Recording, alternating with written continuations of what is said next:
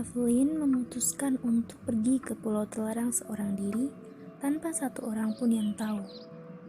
Ia pergi ke pelabuhan kota di malam hari dan bergegas menyewa kapal skoci beserta dengan pendayungnya menuju ke Pulau Terlarang. Ketika di dalam perjalanan, pikiran Evelyn sudah yakin untuk pergi ke Pulau Terlarang. Tetapi ketika ia sudah hampir sampai, keraguan pun mulai muncul di benaknya. Pulau yang ia lihat ketika di kapal tempo lalu adalah pulau ketika di suasana siang. Namun, yang ada di hadapannya saat ini adalah Pulau Terlarang di malam hari. Tidak hanya Evelyn yang mulai ragu, sang pendayung pun juga ketakutan untuk mendekati ke pulau tersebut dan meminta Evelyn untuk berhenti agak jauh dari pulau. Mau tidak mau pun, Evelyn harus menyetujuinya dan turun agak jauh dari lokasi pulau tersebut. Begitu Evelyn turun dari skoci, si pendayung langsung bergegas kembali ke kota dengan terburu-buru.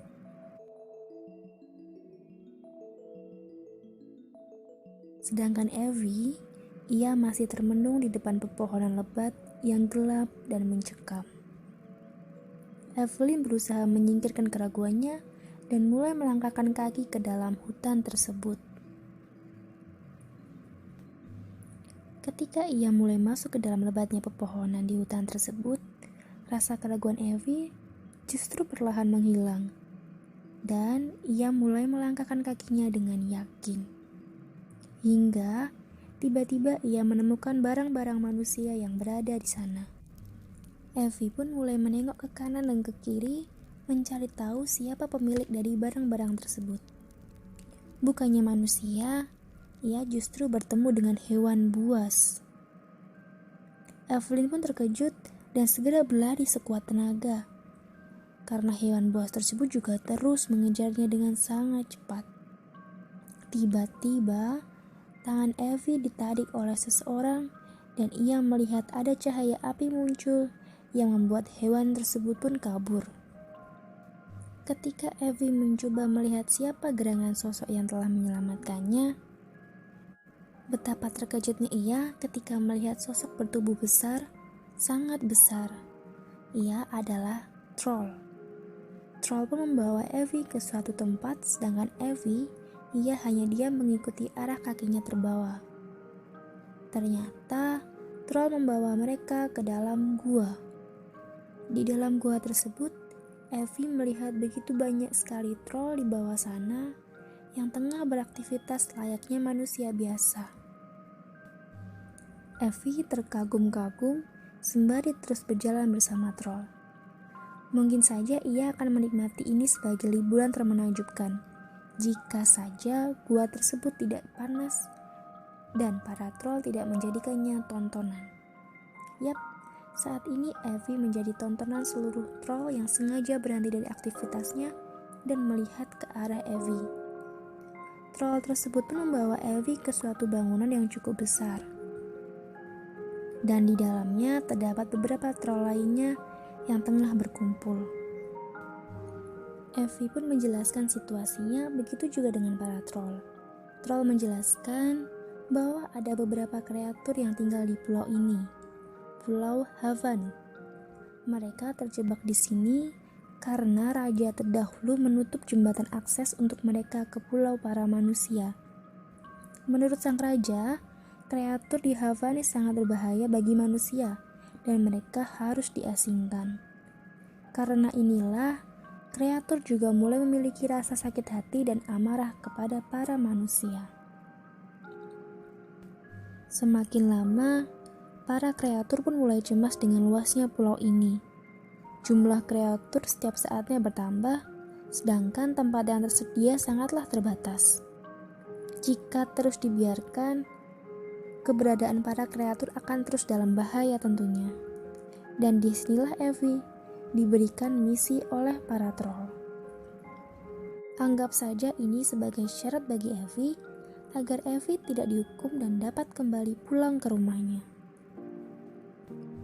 Misi yang diberikan kepada Evie yaitu ia harus menjelaskan kepada para manusia bahwa para kreatur di Havani tidaklah berbahaya, dan mereka dapat hidup bersama dengan para manusia.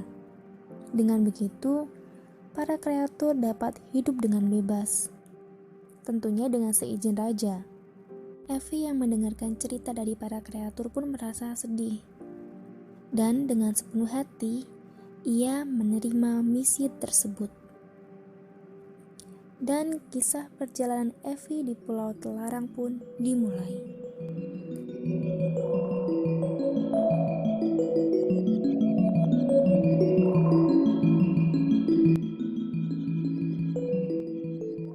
Misi pertama Evie ialah mengerti kehidupan para trolls dan keseharian mereka.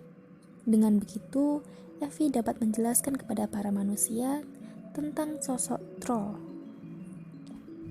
Dibantu dengan kota, troll yang membawanya ke gua, ia mulai mempelajari, mengamati, dan menggambar kehidupan dan wujud para troll di buku gambar favoritnya. Dibantu oleh tetua dari para troll, ia dijelaskan tentang langkah apa saja yang harus dilakukan dan juga petunjuk arah. Sebenarnya, misi Evie tidak hanya menjelaskan dan memperkenalkan para kreatur ke pulau manusia, tetapi ia juga harus membebaskan para Enchanta dari para kreatur yang berada di pulau manusia. Enchanta adalah seorang ahli sihir yang sangat hebat dan terpilih. Mereka ditangkap oleh seorang manusia dan dibawa ke pulau manusia tanpa pernah kembali lagi ke Haven.